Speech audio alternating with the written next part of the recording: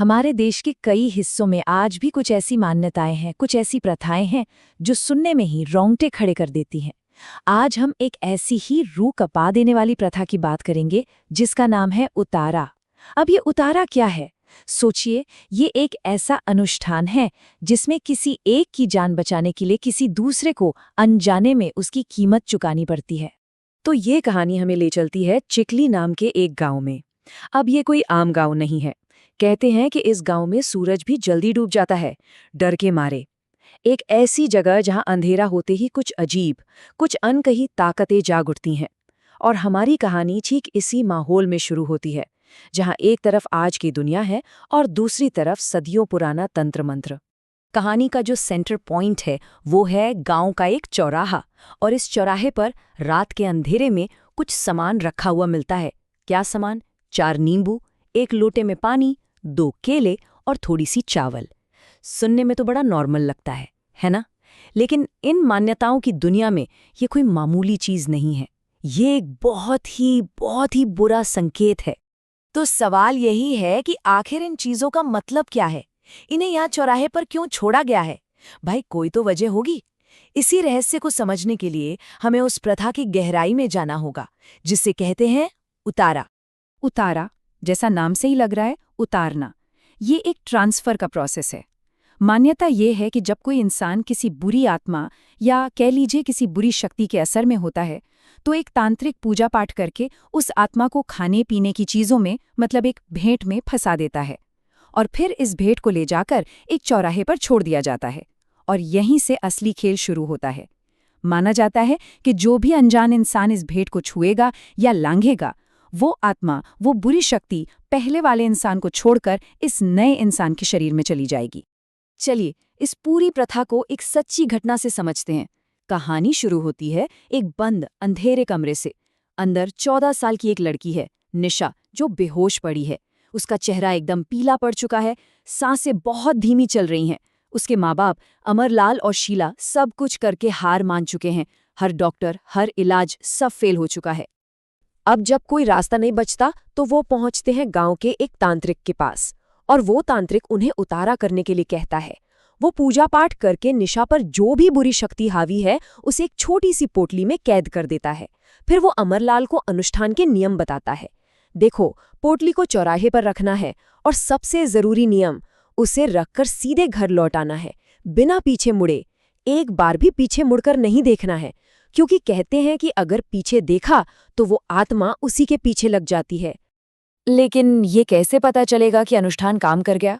इसका भी एक तरीका था। तांत्रिक ने निशा के बिस्तर के पास एक दिया जलाया और कहा, जब ये दिया बुझ जाए तो समझ जाना कि किसी ने वो पोटली छू ली है और निशा के ऊपर से बला टल गई है। वो दिया अब सिर्फ एक दिया नहीं था, वो उम्मीद भी था और डर भी। और फिर रात के करीब 10 बजे एक लड़का जिसका नाम था रमन अंधेरे में अपने घर की तरफ जा रहा था, और तभी गलती से उसका पैर उसी पोटली से टकरा गया। और ठीक उसी पल दूर निशा के घर में जलता हुआ वो दिया अचानक से फड़फड़ाया और बुझ गया। उतारा हो चुका था। निशा की बला अब रमन पर आ चुकी थी। रमन जैसे ही घर पहुंचा, उसके साथ अजीब चीजें होने लगी। उसे अचानक से बहुत तेज ठंड लगने लगी, ऐसी ठंड जो हड्डियों तक पहुंच जाए। लेकिन सबसे अजीब, सबसे डरावनी बात जो हुई वो ये थी कि उसे अचानक से मांस खाने की बहुत तेज इच्छा होने लगी। और रमन जन्म से शाकाहारी था। कहते हैं कि किसी के स्वभाव में इस तरह का बदलाव किसी बाहरी शक्ति के कब्जे का सबसे पहला और पक्का संकेत होता है। जैसे जैसे रात बढ़ी, रमन की हालत और खराब होती गई। उसे ऐसा लगने लगा जैसे उसकी छाती और सिर पर कोई भारी बोझ रख दिया गया हो, जैसे कोई उसके ऊपर बैठा हो। उसे अपने कान के पास किसी और की सांसें सुनाई देने लगी, और उसके शरीर में बर्फीली लहरें दौड़ रही थीं। ठंड के बावजूद उसे पसीना आ रहा था। ये सब मिलकर उसे अंदर से तोड़ रहा था, दिमागी तौर पर भी और शारीरिक तौर पर भी। अगली सुबह जब उसकी माँ ने कमरे का दरवाज़ा खोला तो जो सामने दिखा उसे देखकर उनकी चीख निकल गई। रमन वो रमन नहीं था, उसका पूरा हुलिया बदल चुका था। उसकी आंखें पूरी तरह सफ़ेद हो चुकी थी, नाखून लंबे और काले पड़ गए थे, कपड़े फटे हुए थे, वो कोई और ही लग रहा था। अब घबराए हुए घरवाले सबसे पहले डॉक्टर को बुलाते हैं।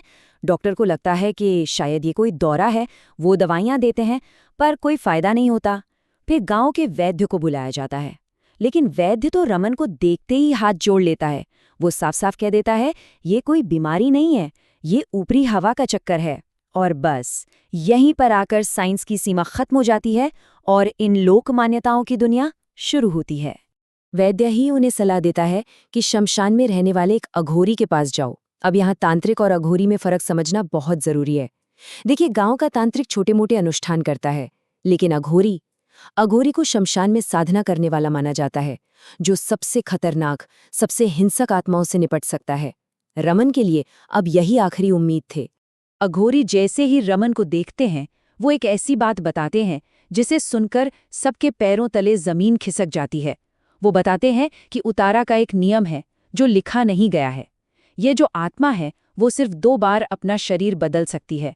तीसरी बार वो जिस भी शरीर में जाएगी उसकी जान लेकर ही आजाद होगी। और रमन उसका तीसरा शिकार था। अघोरी ने और भी डरावनी बात बताई। उन्होंने कहा, ये कोई मामूली आत्मा नहीं है, इसकी हत्या हुई थी। ये एक अतृप्त आत्मा है जो अपना बदला लेने आई है, और आज ये एक जान लिए बिना इस शरीर से नहीं जाएगी। अब बात सिर्फ रमन को बचाने की नहीं थी, अब लड़ाई सीधी सीधी मौत से थी। इसके बाद अघोरी एक बहुत मुश्किल और खतरनाक अनुष्ठान की तैयारी शुरू करते हैं। इस अनुष्ठान के लिए उन्हें एक बहुत ही अजीब चीज चाहिए थी। उन्हें उन 2 घरों के आंगन से मिट्टी चाहिए थी जहां ये आत्मा रमन से पहले रह चुकी थी। अपनी शक्ति से वो पता लगाते हैं कि वो घर निशा का और उससे भी पहले एक और लड़की नारा का था। रमन के पिता को ही आधी रात के अंधेरे में वो मिट्टी लाने के लिए भेजा जाता है, लेकिन वो आत्मा भी कहाँ हार मानने वाली थी। उसने उन्हें रोकने की पूरी कोशिश की।